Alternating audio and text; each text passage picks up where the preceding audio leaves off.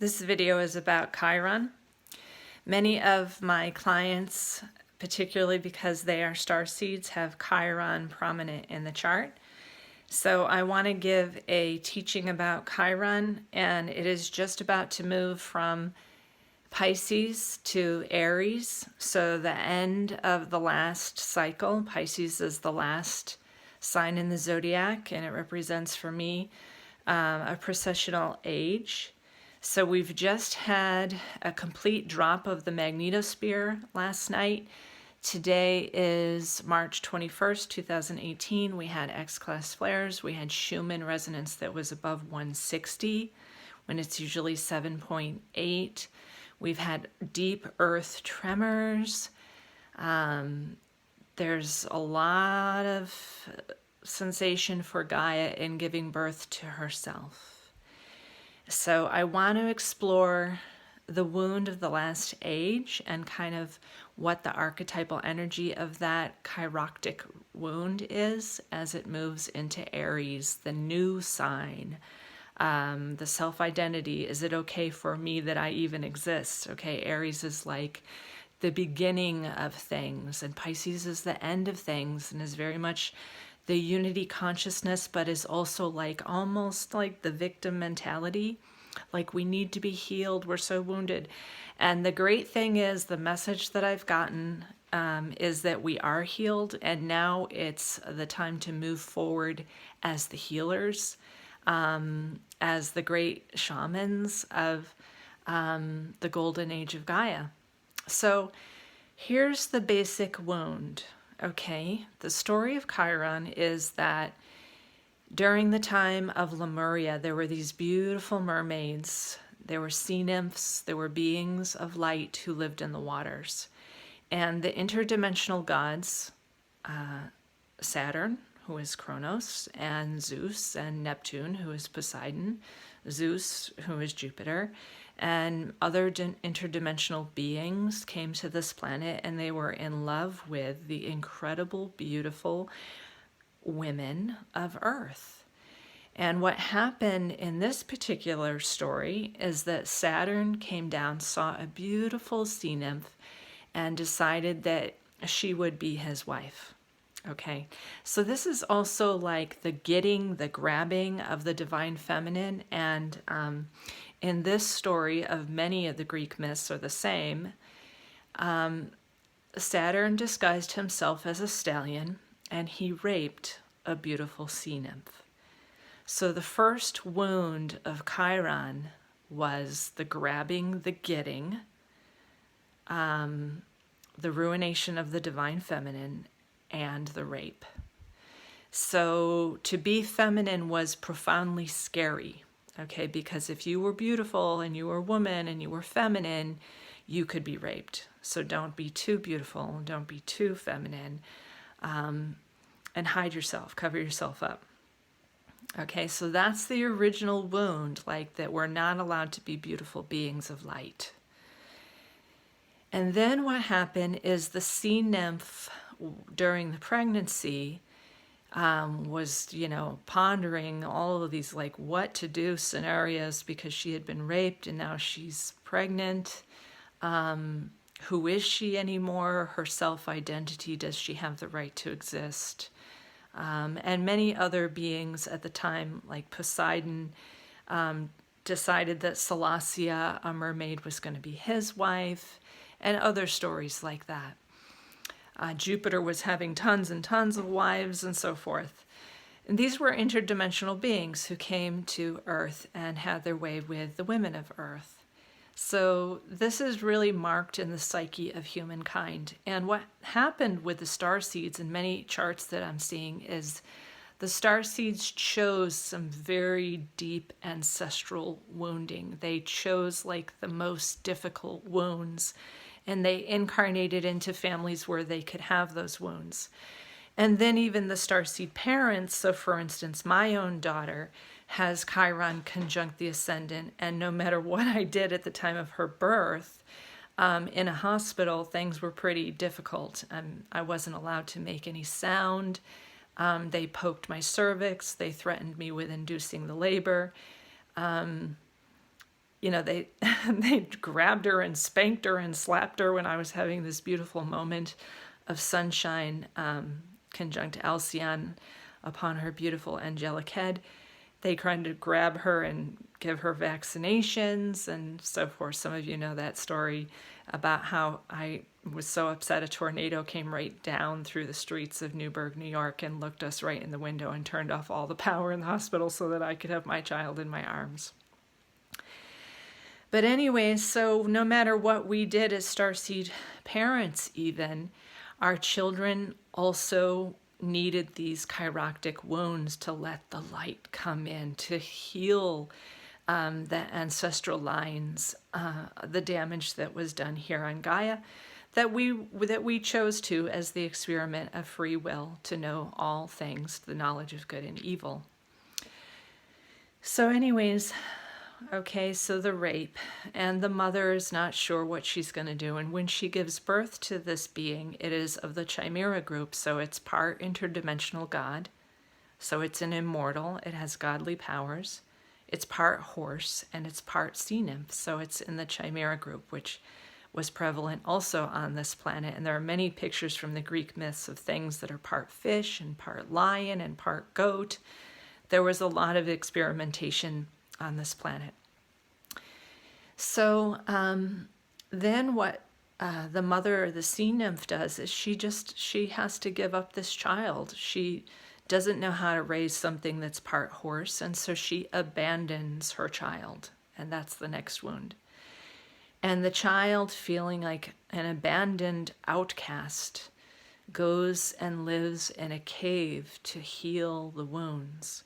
So there's a period for all of us who have that deep Chiron wound of feeling like an outcast and absolutely abandoned by the mother, the divine feminine energies which were raped, and feeling like the only thing we can do is hide in a cave for a very long time. So that happened. Okay, so for many of us, we felt like outcasts, and we would just stare up at the stars and wonder why we're here and what are we doing on this planet, and oh my gosh, I'm such an outcast, why am I so different, and so forth. The starseeds really have that wound. Okay, and then the story of Chiron is that he studied the stars, became a great astrologer, and also studied plants and became an herbalist, and was a great healer through medicine of the plants and also energy work. And he also became a wise teacher in the ways of the animals. So the animals taught him the ways of nature and the ways to be savvy in the woods and Mount Pelion where he lived. And also the elements, so air and water and fire and wind. He learned all about the natural world. And Chiron became a great teacher himself. So then wise beings, kings and queens sent their children to him. So some of the great doctors and also warriors sent their children. So he would be teaching with a child riding on his back about archery and how to go into battle and have great strategy. So he was really a master at all things. Chiron is renowned as the wisdom teacher, the holder of wisdom. And it was because of these primary wounds, okay, the mother's beauty, the interdimensionals, interdimensionals who chose to ruin the divine feminine through rape and terror, and then being an abandoned child, and then being an outcast who lives in a cave all alone, but then coming into those wisdom places from that seclusion and that time alone. This is also the Chiron, bringing in more light. So it was like we needed to descend to those dark places to bring in more light, to have incredible compassion. And Chiron has an incredible love of children, so he was very willing to take all children and teach them. Now, as time went on, the many centaurs who were on the planet, who were like carousing and drinking a lot of alcohol and getting into trouble and shooting their arrows, and they were meat eaters, they were carnivores, and so they were really strongly part of that chimera group that wanted to destroy the planet, okay? They were all running around, and Chiron came out and said, now let's get together, let's join together and be in unity consciousness, and let's look to the higher good of our community. Let's study something that's wiser than just carousing and drinking and destroying. And they just kept drinking and destroying, and they also were rapists. They were raping women, and they were beating their own children. So this was a period on the planet where the dark forces, the lower light, were really just, creating havoc in every way so they could experience themselves as that malevolent force. That was Source also experiencing itself. Anyways, Chiron was hit by an arrow. And when he was hit by an arrow, it wounded him in one of his fetlocks, in his ankle leg of a horse. It's called a fetlock. And with that wound, he could no longer walk. And it's agonizing to be wounded in the foot or the leg for a horse, for a centaur. And most horses that are deeply wounded like that have to be put down. But because Chiron was part god, he could not die. So he thought, my gosh, I'm in too much pain to move. I can't really teach anymore. What am I going to do? He looked around and he looked for anyone else who also had incredible suffering. And he saw Prometheus chained to the side of the cliff. And these same interdimensional gods had chained Prometheus to the side of the cliff with chains that couldn't be broken because he had been kind to the humans and given them the gift of fire so that they could heat their homes or cook their food or worship the sacred heart of the goddess through fire.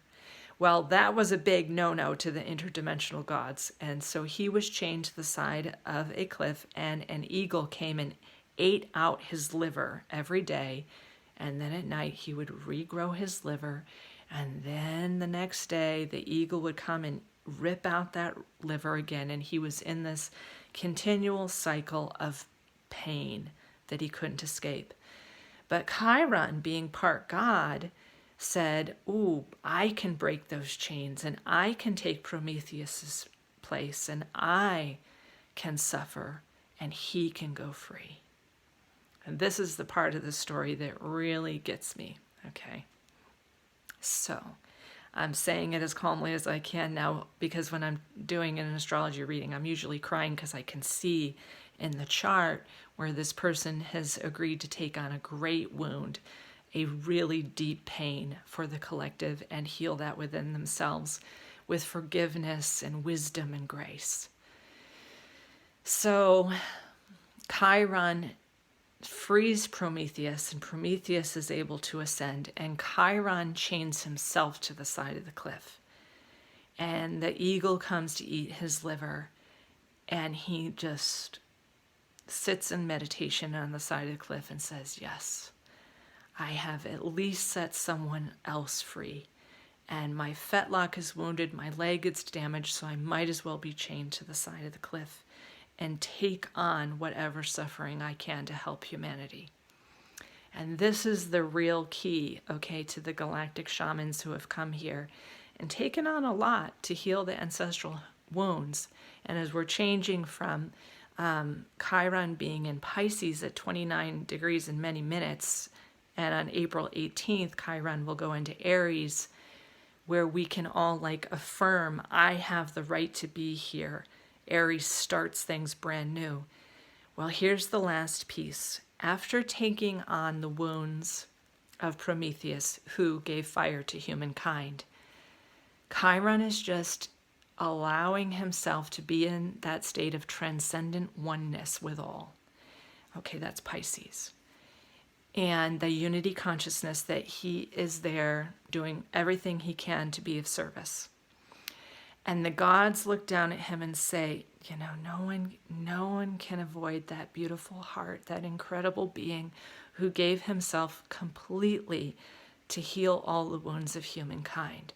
And they say to Chiron, you've done everything that is possible. You're a fully enlightened being who is in full service. You are an avatar yourself, and you will now be one with the stars. And they say to Chiron, you will be the constellation of the Centaur in the sky. You will be the stars forever and forever. And you are the solar star being, the cosmic Christ. And so Chiron is the great Centaur in the sky. So this is the story, okay? And as we move into Chiron entering Aries on April 18th, and it will be there for 8 or 9 years, this is like, do I have a right to exist as a star being, as a fully healed, whole human who says, yes, I have the right to be here. I am that I am. And so with that, I'll end this video with much love and thank you.